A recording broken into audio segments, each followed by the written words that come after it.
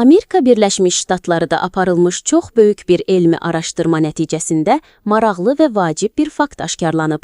Amerika Birləşmiş Ştatlarının University of Miami'nin Sylvester Comprehensive Cancer Center tədqiqatçıları 4.240.000-dən çox real xərçəng hadisəsini təhlil ediblər. Bu məlumatlar 2015-ci ildən 2022-ci ilə qədər Amerika Birləşmiş Ştatlarının 12 ştatından toplanıb.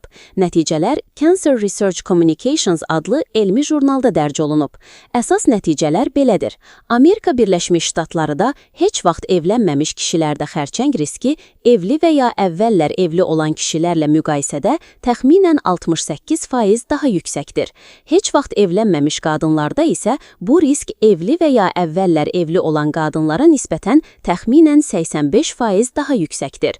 Bu fərq demək olar ki, bütün əsas xərçəng növlərində, xüsusilə siqaret, spirt və infeksiyalarla bağlı xərçənglərdə aydın şəkildə görünür. Bəzi xərçəng növlərində fərq 2 dəfədən 5 dəfəyə qədər çata bilir. Vacib qeyd.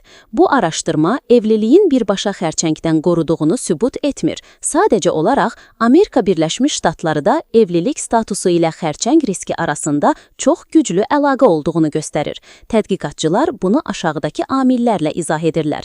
Evli insanlar daha sağlam həyat tərzi keçirirlər, daha az siqaret çəkirlər, daha az spirt qəbul edirlər və daha yaxşı qidalanırlar.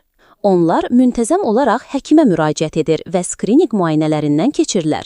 Sosial və emosional dəstək alırlar. Bu da stres səviyyəsini aşağı salır. Nəticə olaraq, evlilik özü xərçəngdən qoruyan dərman deyil. Amma Amerika Birləşmiş Ştatlarıda aparılan bu araşdırma bir daha göstərir ki, sağlam həyat tərzi sürmək, vaxtında müayinələrdən keçmək və risk faktorlarını azaltmaq hər kəs üçün çox vacibdir. Subay, evli, boşanmış və ya dul olmağınızdan asılı olmayaraq. Tövsiyəmiz, sağlam qidalanın, idmanla məşğul olun, siqaret və spirtə yox deyin, müntəzəm tibbi müayinələrdən keçin. Sağlamlığınız ən böyük sərmayənizdir.